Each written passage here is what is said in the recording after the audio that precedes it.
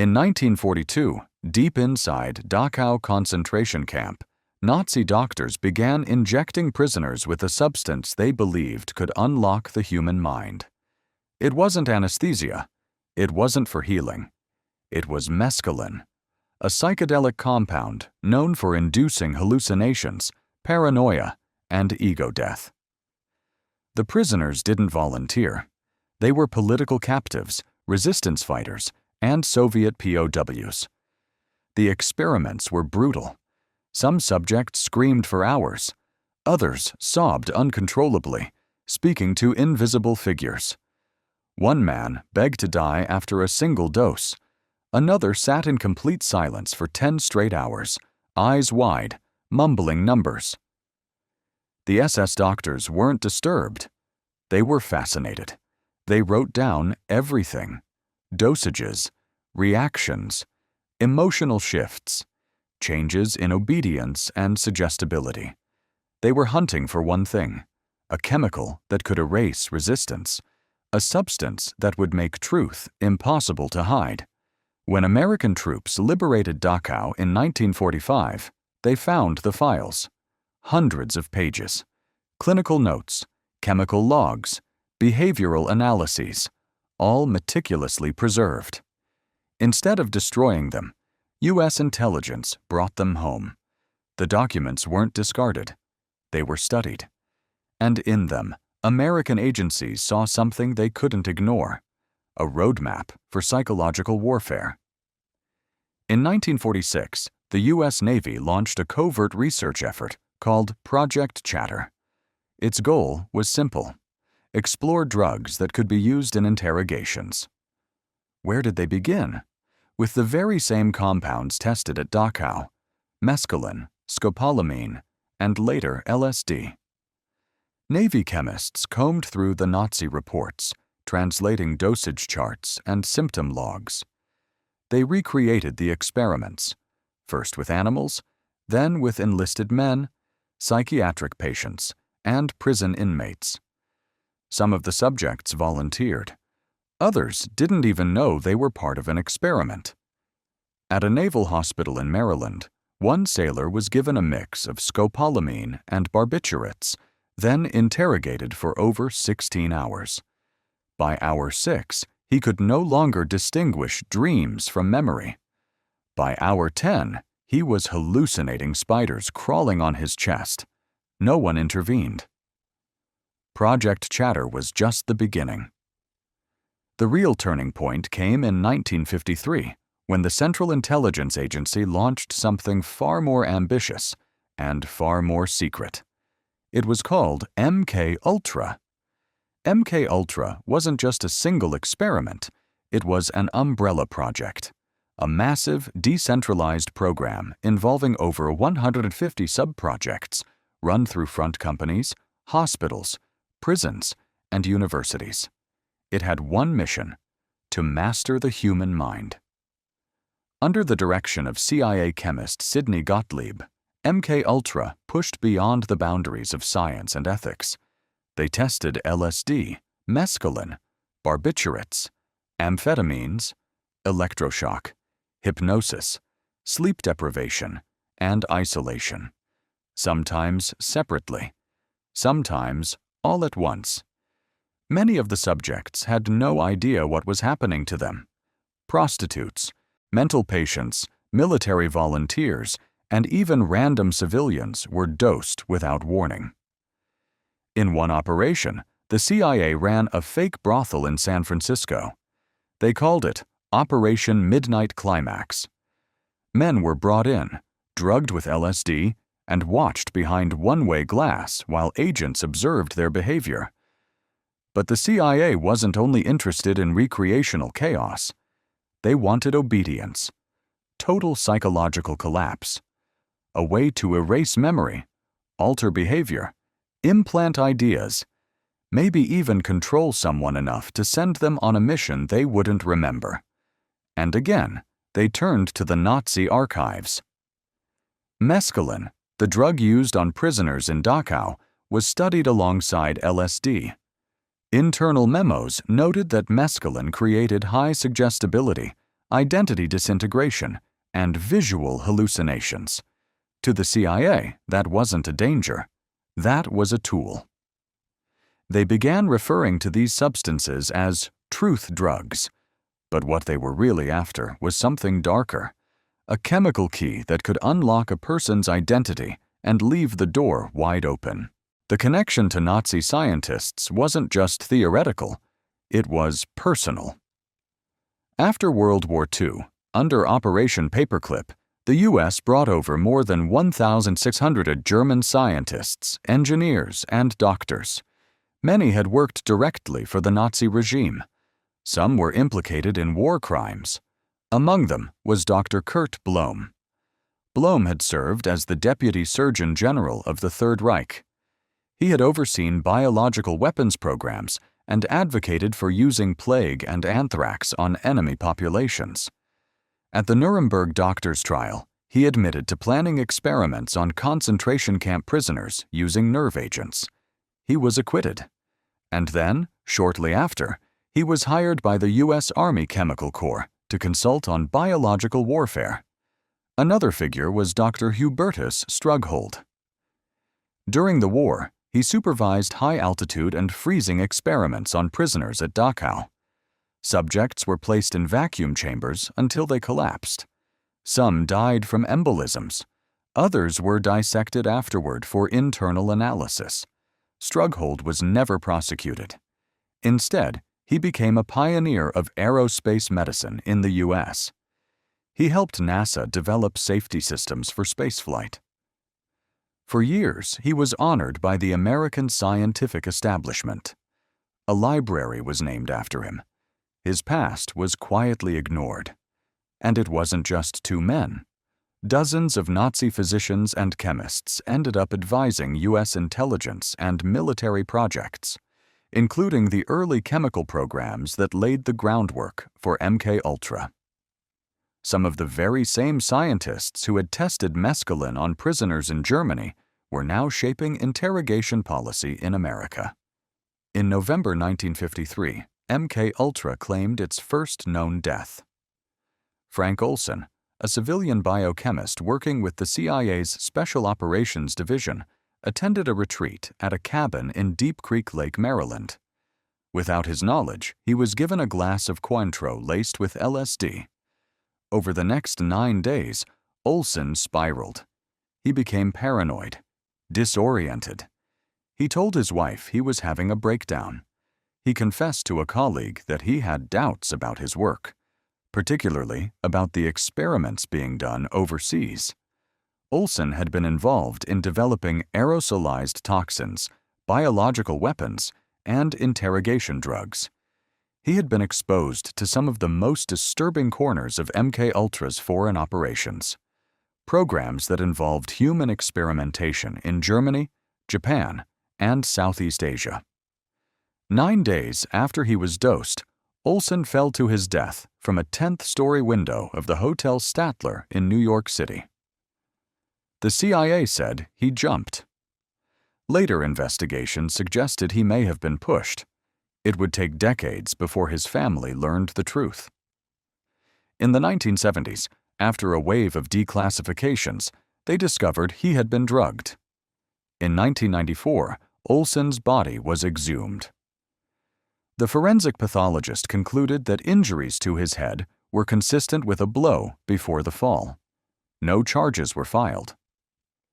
The CIA issued a partial apology and paid a porous $750,000 settlement, but they never admitted responsibility.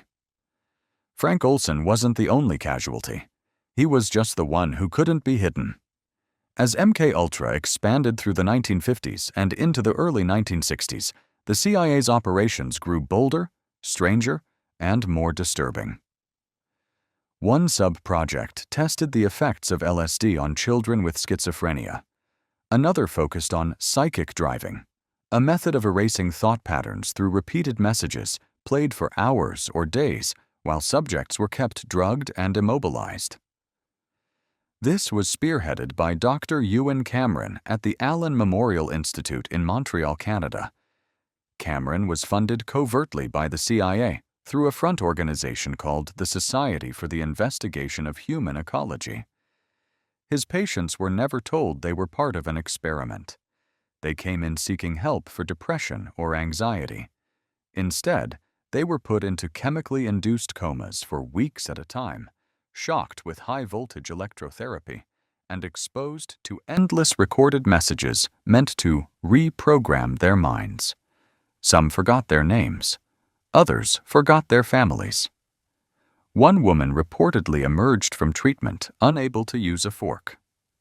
Many never recovered. And yet, Cameron was internationally celebrated. He served as president of the American Psychiatric Association. His work was praised as innovative. The CIA continued funding his research for years. Similar projects were conducted in American prisons, military hospitals, and mental institutions. In Kentucky, inmates were kept high on LSD for 77 consecutive days. In California, psychiatric patients were given mescaline and then exposed to sensory overload to measure emotional breakdown. None of this was disclosed to the public. Even inside the CIA, few knew the full scope. MKUltra operated on a need-to-know basis. Only Sidney Gottlieb and a small circle of trusted officers had access to all the data. But they were building something real, a system, a playbook for how to fragment a mind and how to rebuild it with new instructions. By the mid-1960s, the cracks were beginning to show. Some MKUltra researchers began raising quiet concerns. Others simply left the program. But there was no internal reckoning. The experiments continued, more secretive than ever. To shield themselves from liability, the CIA funneled more research through outside institutions, often using grants disguised as academic funding. Universities across the United States, Stanford, Harvard, Columbia, Cornell, became unwilling hosts for MKUltra subprojects. Professors accepted money for psychological studies, not knowing the real sponsor was the CIA. Some did know and stayed silent. One Harvard project involved placing undergraduates in rooms, dosing them with psychedelics, and subjecting them to brutal psychological stress, interrogation-style sessions that targeted their beliefs, values, and identities. Among the test subjects was a teenager named Theodore Kaczynski, later known as the Unabomber. While that connection remains debated, it illustrates the reach of MKUltra. Its fingerprints are found in the shadows of academia, medicine, law enforcement, and beyond. Meanwhile, in the background, international fallout was mounting. Reports emerged from Europe and Asia of U.S. involvement in psychological torture, drugging, and disappearances. Allegations surfaced that some of the most brutal MKUltra experiments had been moved offshore to facilities in Germany, the Philippines, and Japan, away from the oversight of American courts. The CIA called these safe sites. Survivors called them something else, black sites. By 1969, the social and political landscape was shifting. The Vietnam War, the Civil Rights Movement, and growing distrust in government created a volatile atmosphere. CIA leadership grew nervous. Sidney Gottlieb, the program's architect, quietly retired in 1972. A year later, his successor, CIA Director Richard Helms, gave the order: destroy the MKUltra files. In 1973, under Helms's directive, most of MKUltra's records were shredded.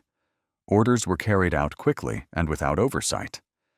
Thousands of pages, test logs, subject lists, correspondence, internal memos, vanished in a matter of days. It was the most effective cover-up in CIA history. But they missed something. A financial clerk, unaware of the purge, had stored a trove of budget documents in a separate location. When congressional investigators came looking 2 years later, those documents were still intact. And what they revealed was staggering.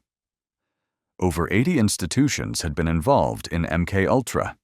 44 were colleges or universities. 12 were hospitals or clinics. 3 were prisons. The remaining sites included private foundations and front companies. The funding was opaque. Grants were funneled through fake charities and research foundations. Professors were often unaware they were part of an intelligence operation. But the scope was undeniable. Senate hearings in 1975 and 1977, led by the Church Committee and Senator Ted Kennedy, brought some of this to light. Victims testified. Documents were presented. A few CIA officials answered questions under oath. They admitted to dosing unwitting civilians. They admitted to psychological damage, broken lives, and at least one death: Frank Olson. But there was a limit to what could be proven. With most of the original records destroyed, much of MKUltra remains untraceable. No complete subject list has ever been released. Many victims never learned they were part of the program. Some died, never knowing what had been done to them. The CIA never apologized. The U.S. government never formally acknowledged the full extent of what took place. The files were gone. The men involved retired.